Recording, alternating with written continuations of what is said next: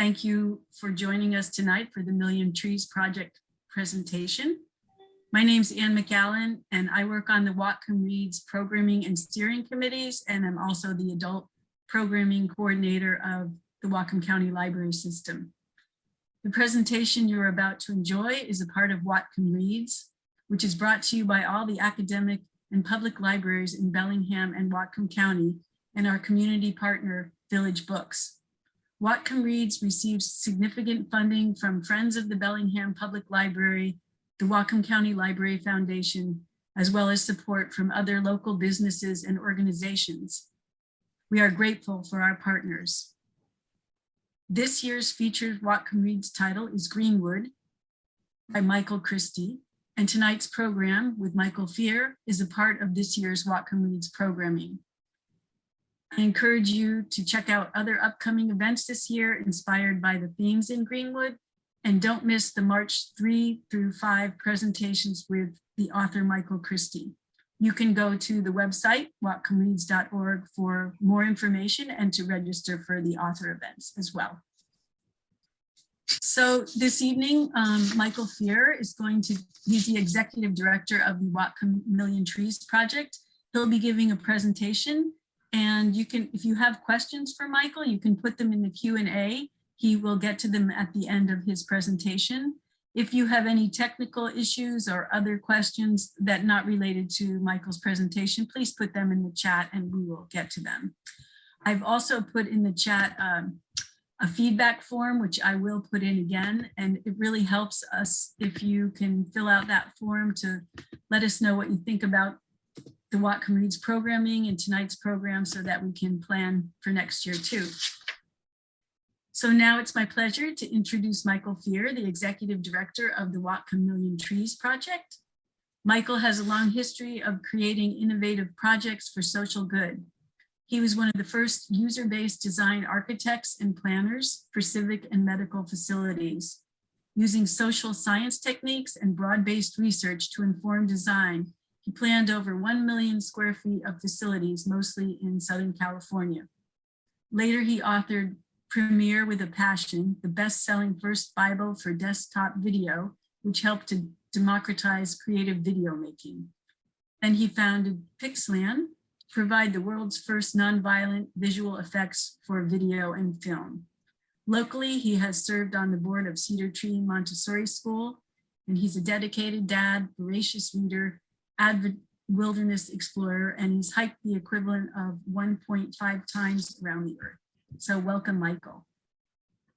Thank you very much, Ann. I appreciate the introduction. And I'm delighted to see so many people here. I see a number of names that I know and also names I don't. I'm glad for both, because part of this is to get the word spread a little bit more about Whatcom Million Trees Project. And so, so for those of you I don't know yet, welcome as well. I'm going to spend about 35 or 40 minutes going through a number of projects. We've been ramping up really quickly ever since we just started last year. And so, so I'm going to take you on a little tour of that, and including some of our wild and crazy ideas, quote unquote, which we're turning into reality here in the community to help plant and protect 1 million trees. So first of all, I want to talk about our mission, and that's what this first slide's about. It is to plant and protect 1 million trees in Whatcom County over the next 5 years. And the reason why we want to do that is to do our part in our region to address the climate and biodiversity crises, and also to enhance the health and resilience of our local communities. So it's the human world, the plant world, the animal world, all of that. The entire biome is what we can address through trees. And trees are not the sole answer to what's needed in these crises. So I think it's important to recognize that, in terms of the climate crisis, of course, there are important steps that need to be taken in terms of carbon emissions and energy use and consumption and things of that sort. And so those are all other factors that are different pieces of the pie. But one that's a natural piece of the pie, and it's not a hardware-based thing, not necessarily a politically based, dependent thing, whether federal level, internationally, or locally, but something that we can do very much in our own hands, in our own yards, so to speak, and in our own communities, is trees, both planting and protecting. Now, I've noticed in introducing Whatcom Million Trees to many people that some people tend to gravitate more to the planting side, and some tend to gravitate more to the protection side. And we are one of the few million tree efforts in the nation that's a hybrid of both. There are some other million tree efforts out there, and many of them are just involved with planting 1 million trees, which is great. And then there's plenty of tree protection efforts out there. So we're trying to do both, and it'll be a mix, which we feel is the right mix, because we have to protect the older legacy and old growth trees, which are already doing an enormous job in capturing carbon and continue to do so, and provide biodiverse habitats from those forests. And we need to plant more trees because our region is gradually losing trees, as you'll see in later slides I show, to make up for that loss and to build a future where there is more carbon capture and more biodiversity benefits and more benefits to our communities. We're all experiencing more and more now in the last few years impacts from the climate change, in terms of the floods we've experienced recently, the heat domes in the summer, the smoke in the summer, the less animal populations and loss of habitat. So trees have a hand in all of those. So that, I'm going to go to the next slide here. Let's make sure I got this going here.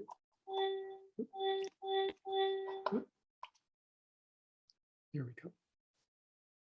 Sorry.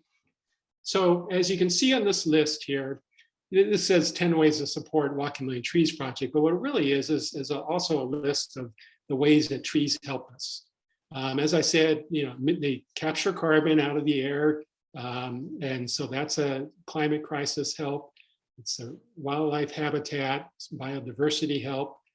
Every single tree out there, whether it's in your yard or elsewhere that's alive, is contributing to fresh air. And trees, particularly in the forest, captured an enormous amount of water. That's one reason why they are a great help in flood-prone areas, or I should say upstream from flood-prone areas. They reduce soil erosion, which is a big factor, affecting not only crops, but just, or like, for example, Lake Whatcom watershed and soil erosion there can impact our drinking water quality. And of course, trees beautify our communities. And one thing that doesn't happen to be on our list is that we all know how good it feels to be in trees. They actually emit phytochemicals that we breathe in when we're in a forest that are healthy for us. The science actually shows that. It's not, woohoo, imagination. It's actual science that has demonstrated that. And it's also science that shows how being among trees can have health and cardiovascular and other benefits for us. By getting involved with us with trees, it sends a clear message you care, and it also is a way to feel some hope and some hands-on, like you're doing something in this crisis that everyone can do. And it's something that can address environmental equity. We have neighborhoods in the Bellingham area, for example, that don't have the same kind of tree canopy cover as other neighborhoods. And also it empowers leadership action, especially if you're a part of the business community, because it shows that business bottom line doesn't have to be just about the dollar bottom line, but about how it impacts the customers and employees. And so, it tends to change to more of like a triple bottom line. So now the question is 1 million trees. Sometimes people ask me, where the heck are you going to put all those trees? Aren't there a lot of trees already in Whatcom County? And the answer is yes, there are a lot of trees in Whatcom County. We're in the part of the Cascadia lung of the planet. Now the Amazon gets, is a massive lung for the planet as well. And it gets an enormous amount of press because, and rightfully so, because there's a lot of deforestation going on there.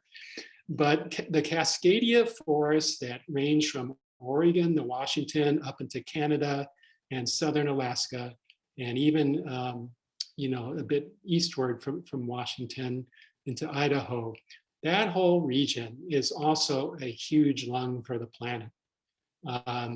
So we are working to, in our Whatcom County area, and we are just Whatcom County focused, nowhere else, we are working to further enhance the trees here. So you can see in this chart, this is a cumulative chart, and you can see that 2022, that's now, and we're just starting. We formed our nonprofit last year we actually filed the papers in March, but as you may know, with nonprofits, it takes about 6 months to get all the paperwork sent into the IRS and get our 501c3 status, and get a great board together and all that kind of thing. So it really wasn't until September of this past year that we got kicked into gear. And so 2022, beginning of 2022 is kind of our official 5-year launch date. And you can see from this chart, it's going to be quite a ramp up, but you can also see the mix of what we're doing here. The brown will be our tree protection efforts, again, just in older legacy and old growth trees. We are not, I say this at many presentations, we are not an anti-logging organization. Logging is a part of our Whatcom community. We want to be inclusive. In fact, we're working on partnerships with timber companies because there are some common interests that we can work out. And our society has a continued demand for wood. That's a fact of life. And so, and in fact, like in construction, for example, wood can often be a more sustainable choice than concrete or steel. And when wood is sustainable wood, it gets even better yet. So, so the tree protection effort is very, very focused into certain spots where there's these older trees, not in general. I want to be very clear about that. And then we show reforestation in the green. That will be largely in the lowlands of the county. And I'll show you in a few moments where we're talking about. And then there'll be urban plantings, which I'll also show several examples of in a moment. That'll be inside our cities, such as Bellingham or Ferndale, et cetera, et cetera. So all that will add up to what we believe to be the mix you see here. This is a projection. It may not be exactly that mix. We may do better than 1 million trees by a bit by 5 years, or we may do a little bit less. Time will tell. But this is what we're aiming for. So overall, we kind of have like 4 thrusts to what we are doing. We are doing innovative business partnerships, linking up businesses with specific planting projects. So, businesses that are locally that are interested in having a green response. And, some people might say, well, it's just greenwashing, that kind of thing. But there's a little difference here in this. Yeah, there definitely is a lot of greenwashing going on in our culture with businesses, particularly the big multinational corporations. But at a more local level, this is about planting projects here in our backyard, in Whatcom County. So it's very visible projects. People can see, people can visit.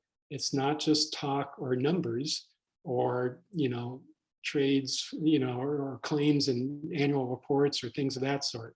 It's stuff that people can be held accountable for and see right here in our county. So that's the business piece. Then the individual piece is hugely important to us. And we've got a number of ways on our website, which I encourage you to visit. In fact, I forgot to paste our info into the chat here. Let me just detour for a second here and copy that and hopefully paste that in so people have that. Yeah, it's not doing it, so it's not going to take a paste. I'll have to enter it manually after I'm done. So anyways, if you visit our website at whatcommilliontrees.org, you will see different ways that as an individual you can get involved with us. I'll talk a little more about that later. But anyways, you can donate and have it be dedicated as a gift to a friend or family member, or to a loved one who has passed, or as a special, for a special occasion like a birthday or holiday or anniversary. So on the donation side there, we've got a really cool app on our website that can do virtually everything you want. And also we're on Amazon Smile, we have a Roundup app so that purchases you make on your debit card or credit card can be rounded up to the next dollar, and we would just get the change. So there's a number of ways you can help us in a very easy, almost imperceptible way in terms of your finances. So that's the individual piece. Then we have the advocacy incentives piece, where we're working behind the scenes in a lot of ways with the city and county and with DNR and with other state agencies to try to, as I mentioned earlier, protect significant older trees and to try to change some of the policy basis that limits that capability. And last but not least, we have the education awareness piece, which is what tonight's about as an example. And we also have, besides Zoom events, we've had community film events. I'll show you an example of that. And soon in some projects, we'll have interpretive signage and on-site tours and visits and things of that sort. So that's kind of the fourth thrust. And so let's see here. So sorry. So back in a few months ago, we had a double sold out show at the Pickford for our first film event, which was the showing of the hidden life of trees. We're intending to have 2 or 3 or 4 film events each year. So, and we haven't announced our next one, but we're working on it. So we're looking forward to that. Most likely it'll be in person as well as virtual, just like this one. And we just love that way, together with our partnership with the Pickford and many other nonprofits to make those events happen. It's a very great way to learn more about trees and environment, and also have a fun time out and to help us out in terms of fundraising. So the kinds of projects we're working on kind of have 9 types of projects. And you'll see examples of many of these in a moment, and I'm not going to spend too much time here, restating or talking about any of these. But you can see it's quite a variety. And it involves both forest habitats and urban habitats, and both financial things and sustainability things and policy things. It even includes, fruit and nut trees for neighborhood resiliency. So we're trying to touch a lot of bases here, a lot of the gaps that aren't covered by some of the other nonprofits. And I just want to say, we work hand in hand with the other tree planting nonprofits locally. We have very close and good partnerships with Whatcom Land Trust and Nooksack Salmon Enhancement Association and the Whatcom Conservation District. They're all planting trees too. and they're all addressing different niches in what they do. You know, NC doing like around salmon stream habitats, Whatcom Land Trust, you know, doing their gems that they acquire are in various spots of the county. And then the conservation district, largely in the farming lowlands. So we're trying, you know, there's a lot of land in between all that. We're trying to fill some of the gaps that they're not addressing in their own fine efforts. So speaking of kind of the overall picture of things,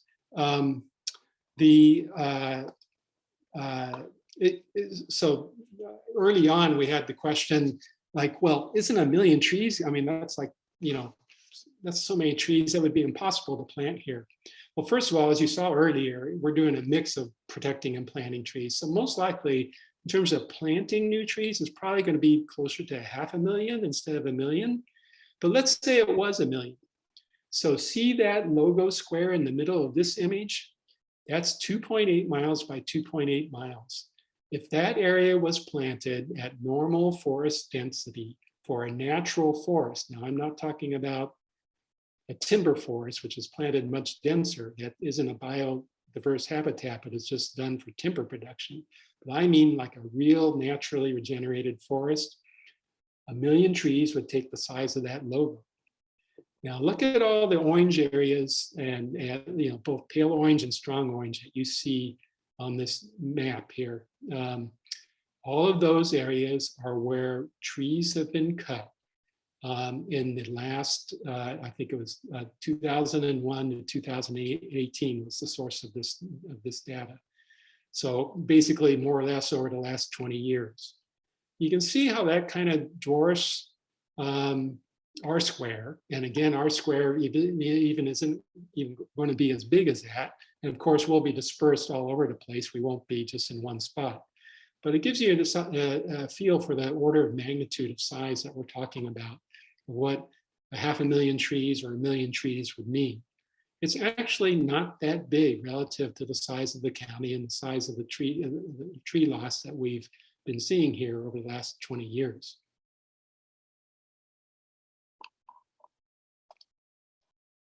So now I'm going to talk about specific projects. One of the really cool ones that we got going is with Whatcom County, and it's at Hovener Homestead Park. See the yellow area on the right side?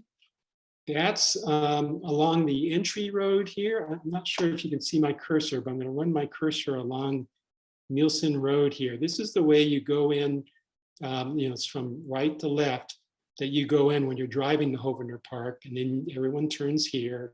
And then kind of the park proper is over towards the upper left side where, you know, all the grassy areas and the farm animals and everything are. Well, this yellow side on the right is right now basically 6 to 8 foot high blackberry and reed canary grass, two of the worst invasive plants that we have in this county. And that's because for a while it was farm fields, and then it just was kind of left to go to seed. And so the invasives took over. So we're going to tackle all of that. It's about 15 acres altogether. We've have one corporate sponsor already that's partially funding this, and that's Phillips 66, which, as some of you may know, has been very charitable to many organizations over the years locally. And they are, you know, of course, in the Ferndale area as well. So that has extra meaning for them about this park. And we're talking to a couple other sponsors as well, that including one that's in this business park that you see in the lower part of the image, to be involved in the project. So, and that should be announced soon. But anyways, this is a cool project. It's going to take a few years to do. It's not like because of all those invasives, we can just kind of wipe things out, so to speak. We're not going to use herbicides. That's a common practice that's done in this county and elsewhere with those invasives. Our nonprofit is not going to do that, even if it's going to take more work.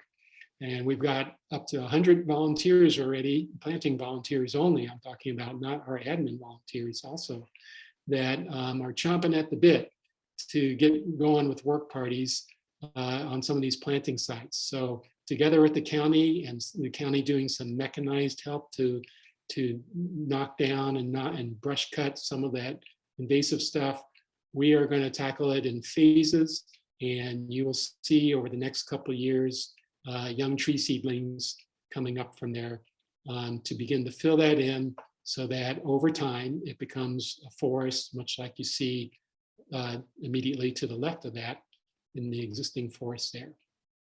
And then that blue line is going to be a trail. It's just the early concept of the route. It's not totally mapped out yet, but it'll be the blue line will be a trail that will give pedestrian access from the business park to the south. And it will also tie in to the incomplete loop that runs around Hovener there, so that it forms a complete loop all the way around the park.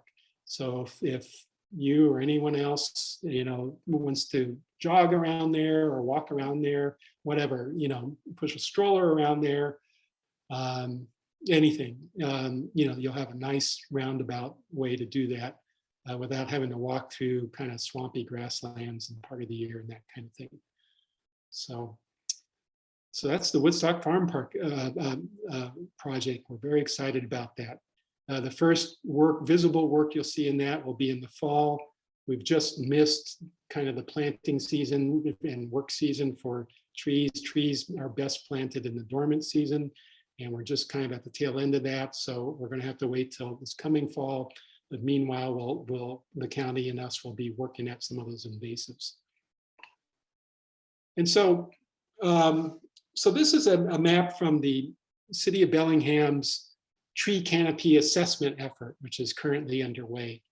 And it's a fine effort. It's an important effort that they need to do. And they're in the beginning of year 2 of a 3-year study of this.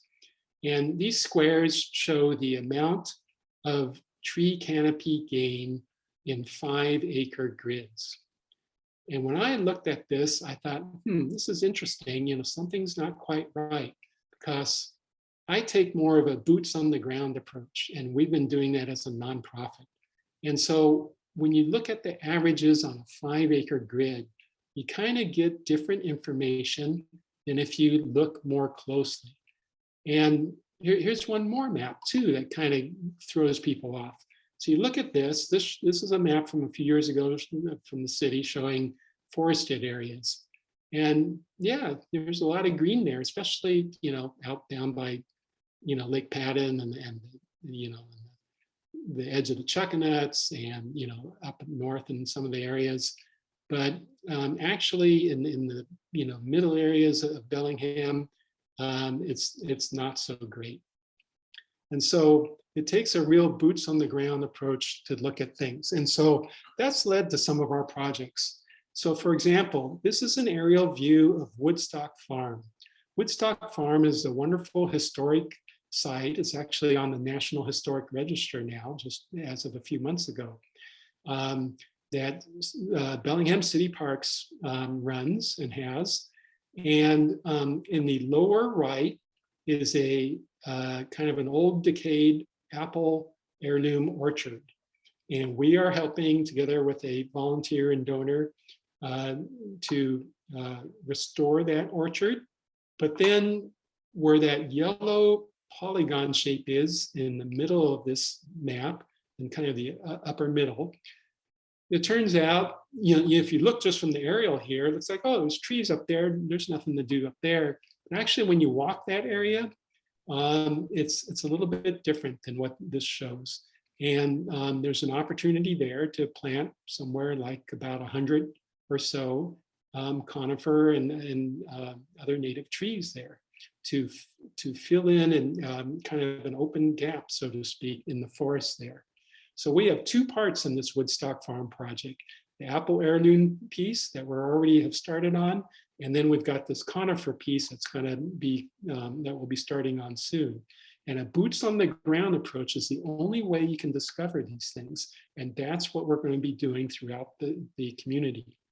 And so here's a little image of our work party at Woodstock Farm over in the heirloom apple orchard part. where we were clearing blackberry out. That's what we did for 3 hours. It wasn't anything glamorous like planting trees. Only sometimes that happens. Actually, in this county, a lot of the work parties are the unglamorous work, but can be equally fun and enjoyable, and outdoors air and socializing and et cetera, it is, clearing invasives out. And for those of you that have taken part in work parties, maybe with some of the other nonprofits in town, you might know what I mean. So, that's required in a lot of these projects. And so here's another boots on the ground thing. This is Juliana Park, again, a city parks project that we're collaborating on. And you see 4 zones here, each in their own right, not that big. Altogether, it's about 5 acres of the entire Juliana Park in the Corda area. But these are planting opportunities for us where there would be trees that wouldn't be planted otherwise due to either city or county budget limitations or other factors. So that's how we're serving to be a catalyst and kind of a boost to what normally would have gone on. And then likewise here, this is a mapped image of Corda Park. This actually is kind of turned, so north-south runs left and right. The main, for those of you who've been in Corda Park, the upper right is where the kind of the new playground and facilities are. And then Corda Parkway is running along the top there from left to right. And so the community was involved for 1.5 years in doing a workshop process, participatory process, and there were multiple wetlands on this site. So everyone decided they wanted an open park, more like an open park, which is fine if that's what the community decision was. But interestingly, along this bottom edge of the map here, just off the property, is a tree grove on the next property. And in talking with the city, we realized that in those bright green areas on the bottom of this diagram, there's good rhyme and reason to plant some trees there and basically feather out those trees into the open areas so that it's still maintaining all the view corridors, all the openness, et cetera, but also giving some shade opportunities during the hot summers for people, that are walking around the park. So, so that's a way that, again, a boots on the ground example where, we found a little niche where we could plant. In this case, it'll be about 300 trees. And we can contribute to the community and to the climate crisis and all the other things. And here's one other example. This is an aerial view of the Postpoint Recovery Center, the water treatment plant down in Fairhaven. And we're looking south in this image. And some of you may know the dog park that's kind of in the upper left there, and where that big white trail arc is. And so on the bluff over by 4th Avenue on the left side there's an incline area that's treeless, and that's a potential planting area. And there's also, see how along the east edge, there's some trees along the edge of the Postpoint facilities. There's also an opportunity to plant along the edge of the dog park there, just along the edge of the facilities as well, and continue that edge there further. So again, nothing that shows up in the assessment maps or anything that a tree canopy, radar or LiDAR approach might show, but a boots on the ground approach reveals possibilities, and we're indeed working with the Public Works to make this happen as they complete and go further with their Postpoint engineering changes. And here's one more example. This one's a little bigger in scope. So these colored areas are all up in Cherry Point, where all the industrial land is. And we've color keyed out the different industries and owners that are up there.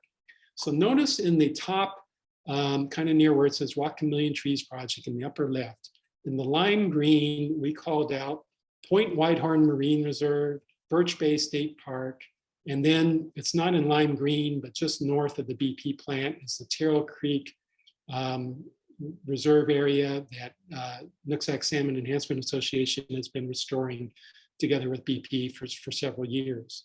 So you got 3 diverse gems there of biohabitats, yet they aren't really linked very well together. They're virtually not linked. And so what we have been talking to numerous,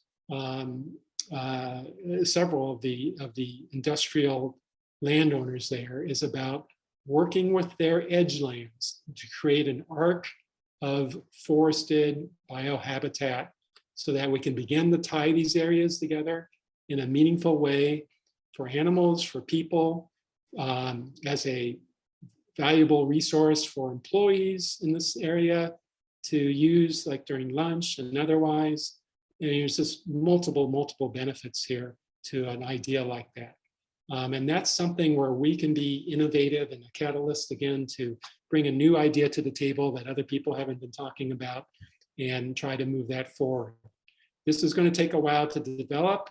If it, any industrial partner that gets involved is, it's going to take a while to make that action happen. We are in discussions though, and fingers and toes crossed.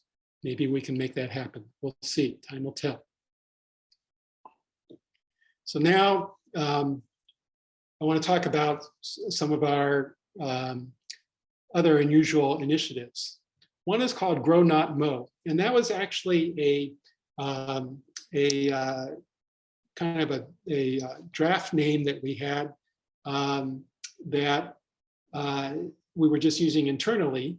But as we said it more and more, it seemed to kind of stick and people seem to like it. So for now, we're keeping it. But I think it hits the essence of what this is about. This image here shows up, by, like north of Bellingham, up Guide Meridian, which is kind of bisecting the middle of the aerial map here. And you can see the freeway and other places here. And there's basically a lot, as most of you probably know, there's a lot of open land up there. And sure, some of it is agricultural, which is important and needed. That's great. Nothing wrong with that.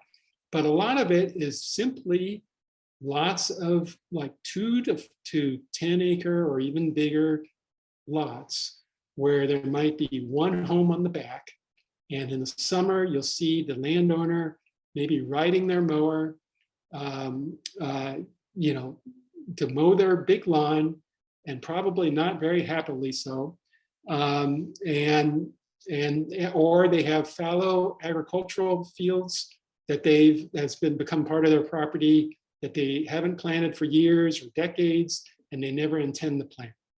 And so this Grow Not Mow initiative is targeted to people like that, who may be interested in reforesting and doing some pollinator gardens perhaps too on part of their property, and getting financially rewarded for that, having financial incentives. Now, maybe the incentive might be property tax relief, if we can work that out with the county, or maybe it'll be carbon credit marketplace funds if we pool enough people together to make a carbon marketplace offering happen. So there's different ways to do it. And we're exploring that together with the Conservation District and Whatcom County and Whatcom Land Trust and other partners. So that's, we feel very hopeful about this. I've already had some landowners contact me independently who have seen this on our website. There's one in particular that comes to mind just the other day who called, who has 5 acres over by Lake Terrell. And he's got exactly that situation, and he's just waiting for us to get this thing together because he would love to be a part of it. And we think there'll be many more examples like that. And we haven't even begun to spread the word yet because we're still kind of in the planning stages.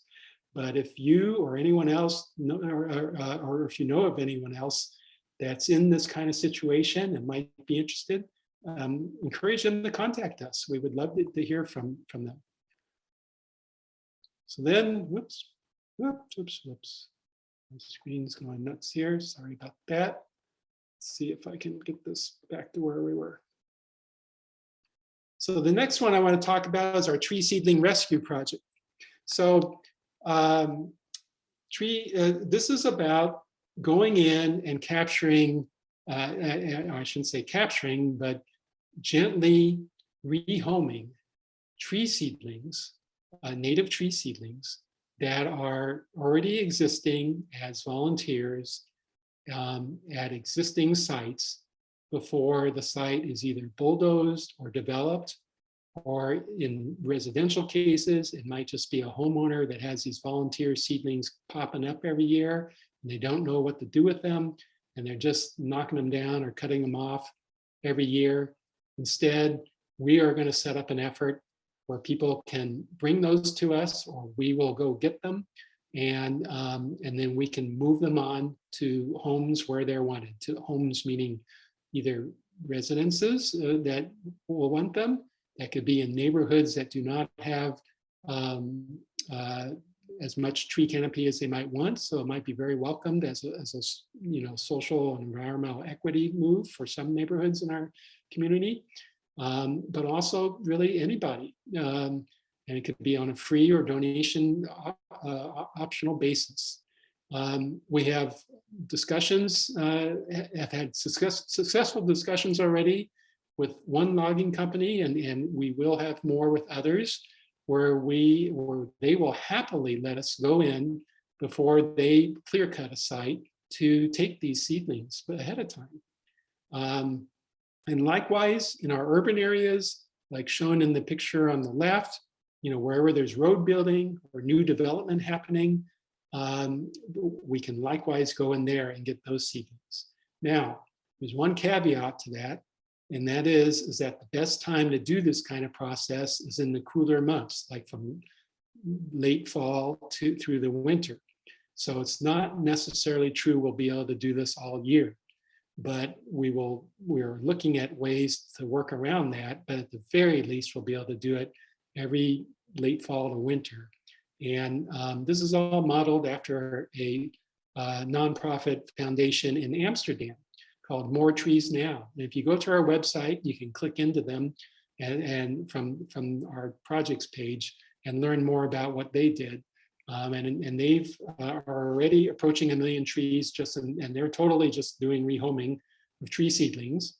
And of course, they have a different bioclimate and different trees and different everything, different culture. So it's a different situation there, but we're picking their brains and learning from them about what they've done and applying it and tweaking it to make sense in a way that for here. So that's the tree seedling rescue project. And then I-5 right-of-way forest buffers. Again, something that, is not necessarily shown on assessment maps. So as most of you probably know, the left picture of the two pictures is, when you drive south of Bellingham, you go through this amazing mature conifer forest on the freeway, all the way down towards Burlington. It's an amazing site. And just a wonderful drive through there, through the Chuckanuts and elsewhere. But if you drive north of, say, the Bellingham Airport, you see more of what's like on the right-hand picture. And that is, it's mostly open space, and then there's a few clusters here and there of mature conifers. We would like to make as much as reasonably possible, and considering, again, all the needs that need to be withheld and important needs, like visibility, et cetera, that we work with the Washington State Department of Transportation to make the northward way look more like the southward way over time. We believe that'll bring enormous benefits from as noise buffers, as visual buffers, as a more enjoyable drive, beautification of our community.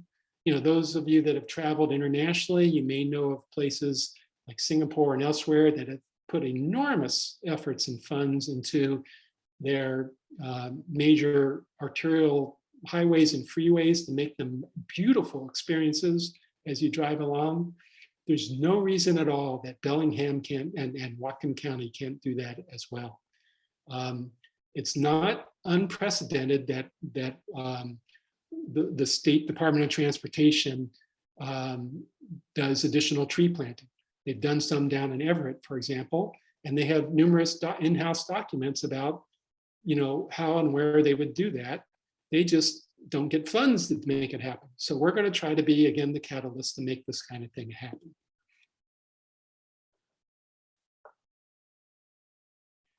And now I want to just talk for a moment about the protection side of our efforts.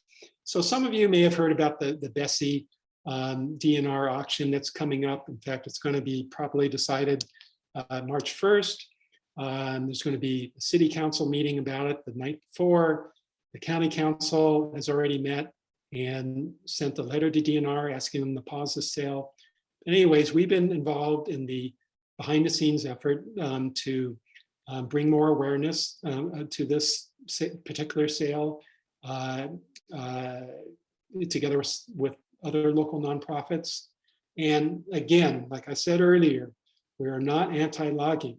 This is a very specific 45 acres portion of a timber sale that we're focused on out of many, many thousands of acres that DNR logs annually in our county.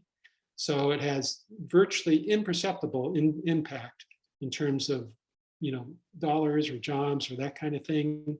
But from a carbon capture and biodiversity standpoint, it's got an enormous impact. So that's why we're focused on it. And so that's an example of one of our tree protection efforts. Our tree protection efforts are focused in the Lake Whatcom watershed. We feel that's one of the most potent areas right now for making further progress in that. And so all of our efforts are with that, not elsewhere in the county. And now I just want to touch on the numerous ways that we get businesses involved. So there's actually a few more than 8 ways here, but you can see that there's different ways businesses can work in partnership with us. I don't know how many of you that are on this call tonight are, probably not many of you are a business owner, but if you're a business manager or an employee at a business and think that where you work might relate to some of this, then we would love to hear from someone in your organization. There's different ways to work together, whether it's planting a tree per certain type of product or service sold, or rounding up, as you'll see, or helping us advertise, like Dewey Griffin so kindly has done. They're not only matching our donors, our donations for this month. So now is a great time to donate because it'll double your donation power will be doubled. But they also put us up on their big signboard, electronic signboard that's at their store on Iowa Street, which was great. It was and is great exposure for us. So that's another way that not everyone has an electronic signboard, of course, but it's just showing the range of ways that people can be involved. It can be work parties that are done just with your work group. We're happy to arrange those at some of our planting sites. Some companies have, either match or sponsor donations by employees. That's another way to do it. We're happy to do carbon offset calculations with you, so your business can see just how much it's offsetting by whatever is done. There's a number of ways to work with us. And point of sale is another way. Village Books has so kindly in January and February has been doing a roundup campaign. So at their register with every purchase at Village Books or Paper Dreams, they ask the customer to, if they want to round up to the next dollar, to donate to Whatcom Million Trees Project. And so with that, they get our big sticker on the door there. And then inside, you can see that at the cash register too. But that's a nice way to, again, in a very soft, easy way, kind of to help this effort along and be a part of it. So all in all, there's 4 ways you can participate and help with our mission. You can donate, like I've been talking about, and every $10 plants another tree locally. Now, I just want to detour on that for a second. So you may read some like national and international nonprofits that are tree planters, you know, whether it's 1 million trees or whatever, that say $1 plants 1 tree. Now, if only that was the case in Whatcom County, and it's not. And so here's the deal.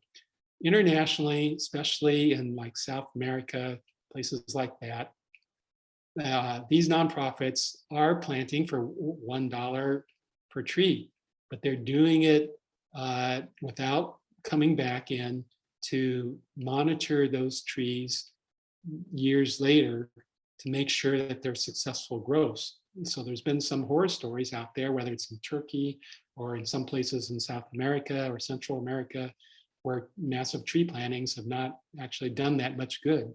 And of course, they have much lower labor rates there, and seedling costs, et cetera, So that's how they accomplish $1 per tree. Here in Whatcom County, the reality is, even with a lot of volunteer effort, like we're doing, and we're an all-volunteer nonprofit, it's going to take $10, and that's a tree success cost. That's not just a planting cost. That's a site prep cost. That's a getting the tree seedling in the ground properly. That's mulching it if needed, and that's coming back seasonally and checking on it and making sure it's still doing well and replanting the few that may not have done well. So that's how you get a really high success rate, and that's what we'll be doing, and that takes $10. But still, $10 is for every $10, that's a tree, most definitely, that'll be planted locally. And then we have our newsletter that you can sign up for. I will paste that link in very quickly into the chat, but you can also find it on our website at whatcommilliontrees.org. You can take part in planting trees at our work parties. We have a sign up form on our website, and you can volunteer or intern on our admin team as well. We have information about that at our website.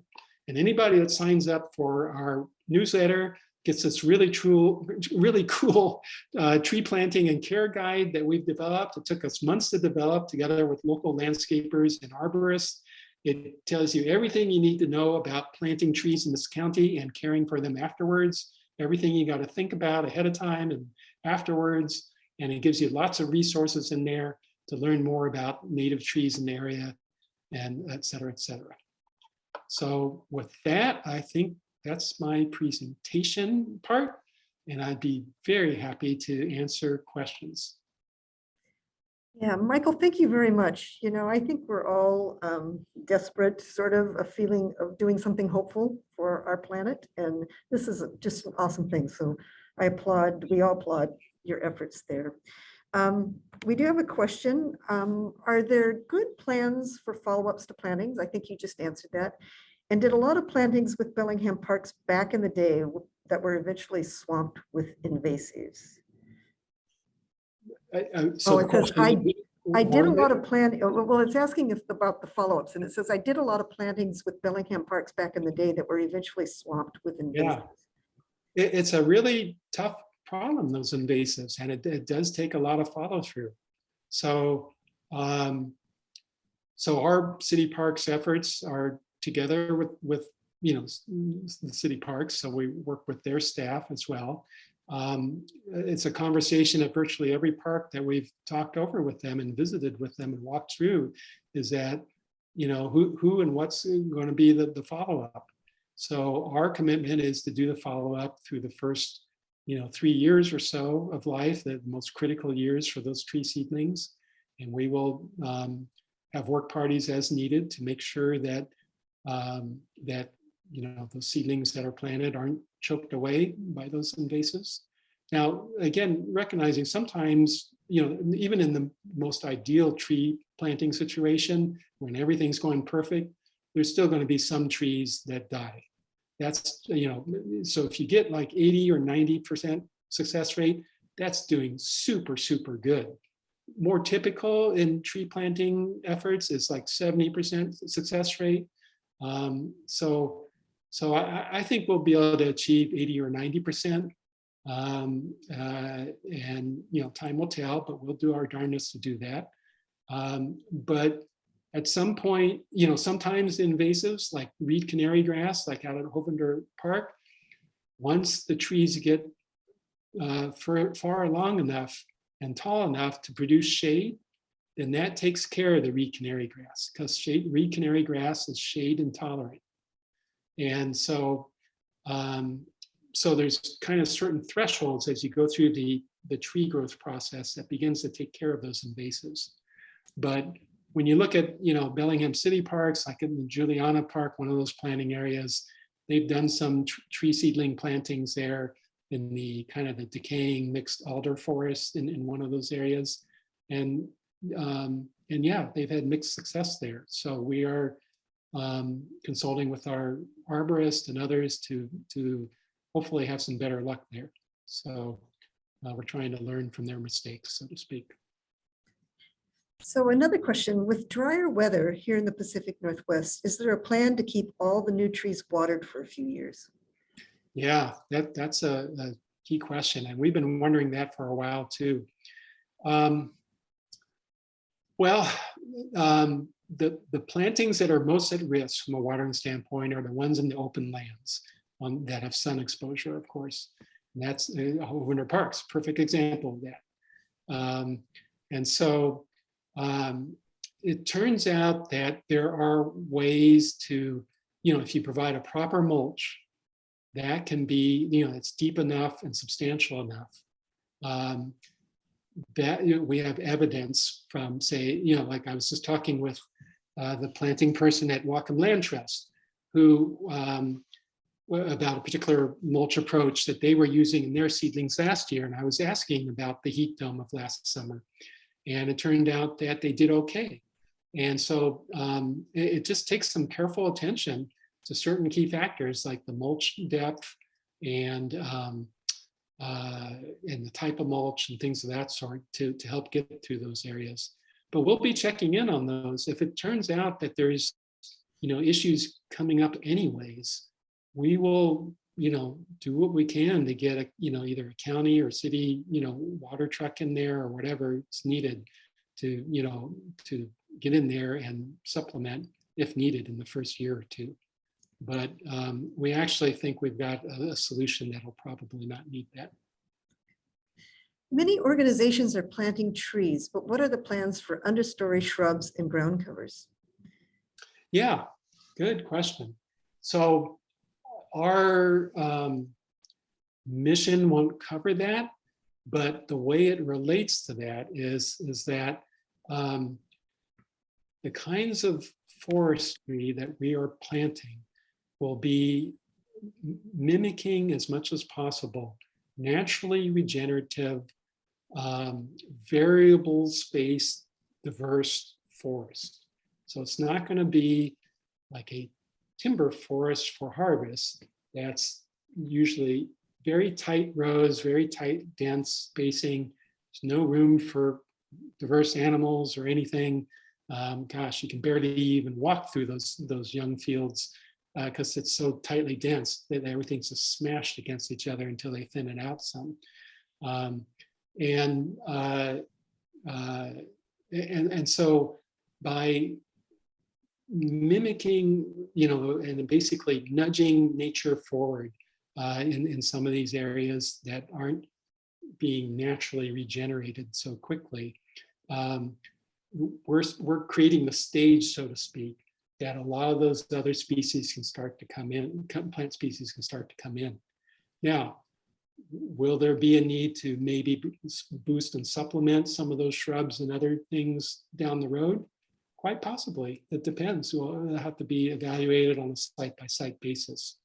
But the trees will be kind of the foundation stone, so to speak, that'll begin to build that habitat of which then other things can then come in, whether it's the animal world or the plant world.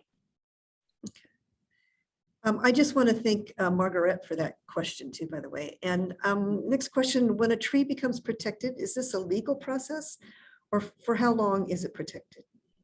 Oh, yeah. That's an interesting question no one's asked for.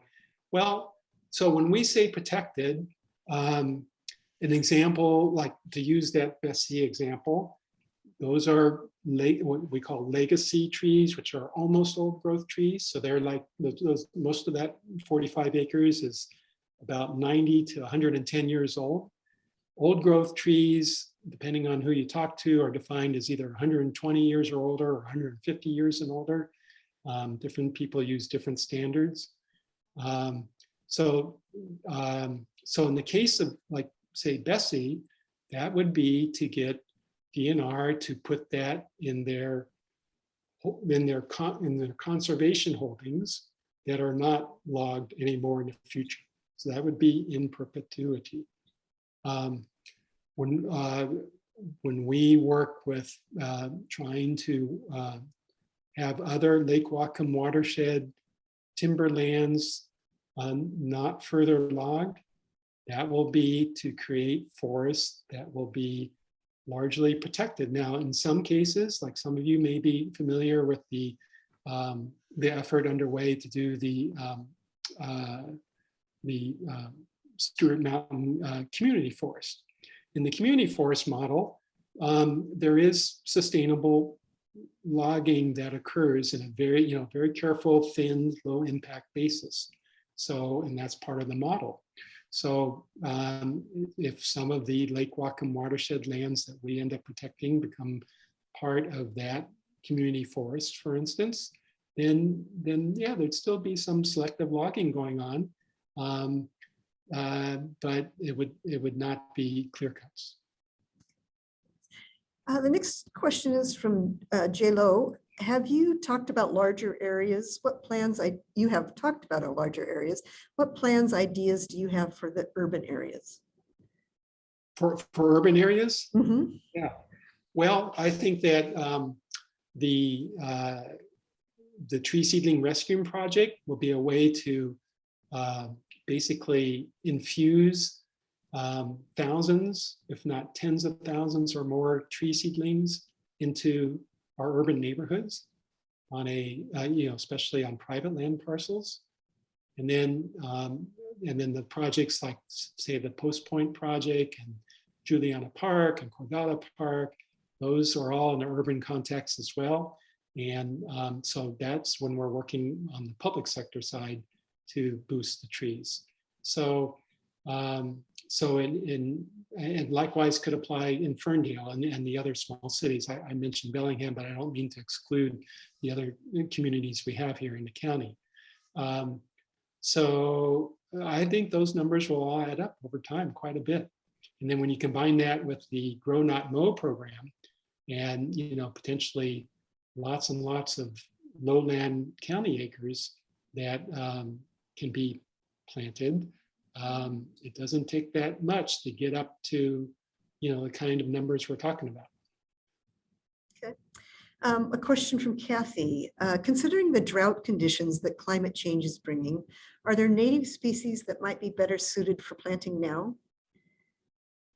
Now meaning Planting right now for future climate. Oh, yeah. Well, there's been a lot of talk. There's kind of like two camps about this, it seems like. So numerous researchers and scientists are saying about the Pacific Northwest that, hey, maybe trees that are planted now should be slightly off shifted to kind of the species variations that are just a touch south. Like for us in Whatcom County, that might mean looking at species that are, more towards, Northern Oregon and Southern Washington, for instance. So that's one camp. Then there's another camp that says, well, we don't want to infiltrate the kind of for lack of a better word, the purity of our native species here with anything different. So there's kind of these two camps that are out there. and they're trying to kind of wrestle with each other about what's the best way to do it. And we're just kind of watching that proceed. So, if it was totally my call and not something where we need to relate to everyone else's needs as well, I would say probably the wise thing to do nowadays would be to get seedlings that are slightly off shifted from what would be normal for this area traditionally. But we're continuing to monitor that, and time will tell to see what the consensus ends up being as the best approach on that. Okay, a question from Scott. Is there an opportunity to work with logging companies or landowners to reforest harvested forest lands with a mix of native species rather than just the standard Douglas fir? Yeah, that's a great question. Well, here's the thing. If the timber company owns the land and they've just harvested it, they're doing that most likely in like a 40-year cycle. So part of their investment in that land, in their mind, at least traditionally, is to, once they cut, is to go back in there after a year or two and replant, so that 40 years later, they can cut again and make money on all that new wood. So we've got to provide to them an incentive to do something different. That's not just a heart and soul incentive, if somehow we convince them of that, but also a financial incentive. We got to talk finances about this, because that's the language that they talk about. And so, so the carbon credit marketplace might be a way to do that, where they get rewarded financially in a substantive way to replant an area as a naturally regenerated forest that's diverse and multiple species, like the questioner was suggesting. So that's one way it can happen. Time will tell. We do have very encouraging discussions with one timber owner. I can't say who yet publicly, but we will have an announcement most likely later this year about that. There are possibilities out there. I'm not sure every timber owner that's, say, in Lake Whatcom watershed, every timberland company is going to be interested, but even if we can get just a couple of them interested, that might lead the way, which might start to convert other minds, so to speak, to seeing the benefits of doing an alternative approach. So part of this, I think, for us is kind of sticking our neck out a little bit, and in ways that others aren't necessarily willing to do, and taking some risks with some ideas. And a few of the ideas may fall flat, and a few may catch on, and a few may just be one-off situations, and we'll see. It's all going to unfold in the next couple of years, and it's going to be an exciting adventure, not only for us, but for everyone else. But we're excited about the potential. I think, based on what I've seen so far in my discussions with timber companies, I think there's definitely some areas we can work together with. Also, there's the thing separate from what you were saying about replanting, but if you recall earlier in this talk, I talked about the tree seedling rescue project. So that's where we would come in and get the small tree seedlings that are waist high or lower ahead of time before a land is clear cut. But that also can very strongly relate to when these timber companies thin their lands. So part of their cycle usually is after a certain number of years of let's say a Douglas fir dense planting in their harvest lands that they have to go back in and thin out all the small trees to leave enough space for the bigger trees to keep growing. And we are hoping to get in there and get all those smaller trees that are waist high and smaller to rehome them elsewhere in the county. So that's another way we can have a cooperative relationship with timber companies. That's a win-win situation for everybody. This is a comment from Richard. I hope you are considering other deciduous tree species as big leaf maple. Yes. Okay. Yeah, sometimes I say conifers, and I don't mean to be exclusive in saying conifers. When we reforest, like in Homestead Park, even like in Cordata, there's some deciduous trees as well as conifer trees. So it's not like we're dialed in only to, conifers or that kind of thing. It's just, what I should be saying is native large trees. That's what I should be saying probably. Okay. I think you've answered this question, but I'll just put it out there. Could there be a mix of more drought adapted and native species? Could there be a mix of more drought adaptive native species? And native species together? Yeah, I'm sure there could be. I think probably our emphasis is to stay as native as possible. Again, recognizing that possible slight shift that I talked about earlier. But that said, some of our projects are like in the city parks. City parks are a little different ball game than, say, a reforestation like out at Hovener Park, for instance, where it's just going to be a forest and not kind of a, urban city park kind of place. So like at Cordata, there's some deciduous trees that have been spec'd out by the city parks person that we'll be getting and planting in there.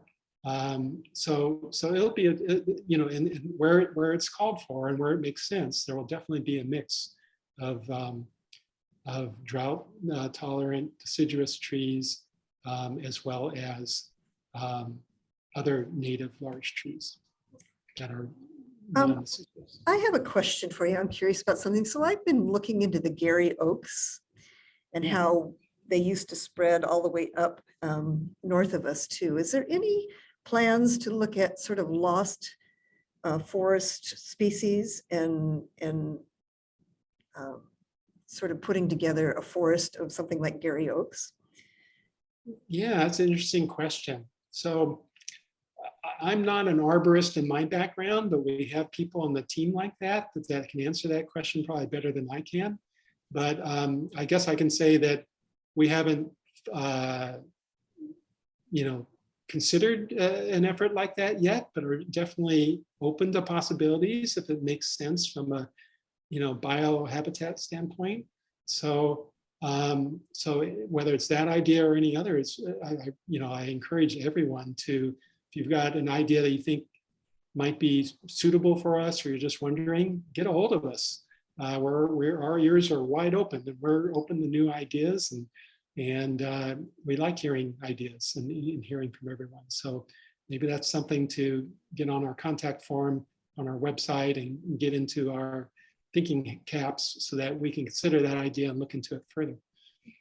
That's great. So it looks like, also a question from somebody, where will you get trees to plant other than the ones you rehome? Oh, yeah. Well, there's some local wholesale nurseries like Fourth Corner Nursery that can supply, hundreds, if up to maybe a few thousand trees as needed, as long as we give them a heads up ahead of time, enough of a heads up. In terms of any really large scale projects that come up, involving, tens of thousands of trees that we, down the road that don't, aren't developed or announced yet. Because like Hovener, for example, that'll be about over 15 acres. That'll be roughly about 5,000 trees. So that's our biggest one so far. But when we get into the tens of thousands, we have a agreement with a national tree planting nonprofit called One Tree Planted that to use one of their nursery suppliers. It's PNR, I think it is. It's actually a national wholesale nursery that has several huge wholesale places distributed around the country, and they've got one that's located in southern or in northern Oregon that that grows tree seedlings that are appropriate to our area as well as down there. And so they have an agreement, a tentative agreement with us that, again, as long as we give them a 1 year ahead of time notice, that they'll do super large quantity trees for us and supply those to us. A question from Richard. Have you looked at the cost benefit of collecting volunteers versus purchasing bare root natives? Well, yeah. So, when we first were thinking about the idea of rehoming tree seedlings that are already, grown, the first thing we heard from everybody was, oh, why mess around with that? You can buy tree seedlings for $1 each, and that's true. They're actually like a Douglas fir, 2-year-old Douglas fir seedling, which is about this big, in a little plug or as a bare root stock, is about $1, even a little less if you buy in quantities. So it's like, so to a lot of people, it's like, well, why mess around with it and just buy what you need? But for us, it's not just the economic equation. It's about community engagement. And if the rehoming process engages people more successfully than doing just simply buying tree seedlings, we feel that that's a big gain and an important benefit. And so yes, it may take our volunteer times a lot of effort, and it may even incur some costs by us to rehome those seedlings, to get them in a temporary spot and then move them on to whatever their permanent new home is. That's going to take some effort for sure. We've got lots of volunteers. We've got 100+ planting volunteers. It's growing continually. We've got, almost 24 admin-oriented volunteers that can coordinate efforts.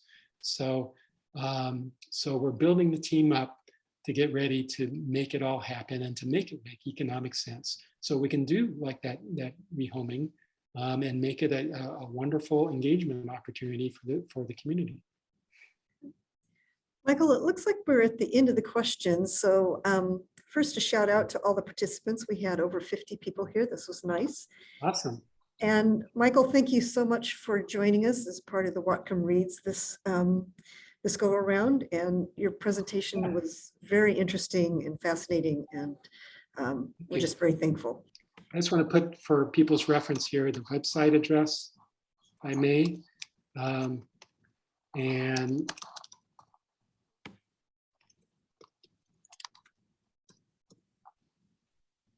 here we go. So there it is. Please reach out to us. We have a contact form there. You can also email me at michael@whatcommilliontrees.org. And we would love to interact with you and to learn more. And as I mentioned earlier, you can sign up for our newsletter, and that's the easiest way to keep abreast what's happening. We also are on Facebook, we're on Instagram, we're on Twitter. So those are other platforms where you can follow along with what's happening with us. So thank you, Anne and Krista, for allowing me to be here tonight. It was great, and I'm very happy to plug in with people as desired. So get involved with us, and you'll find that you'll have some fun. Okay, thank you, everybody. I'm going to end the talk this evening, and join us for future. We've got some more exciting Greenwood related programming happening, so I hope you join us. Thank you all. Thanks, everybody.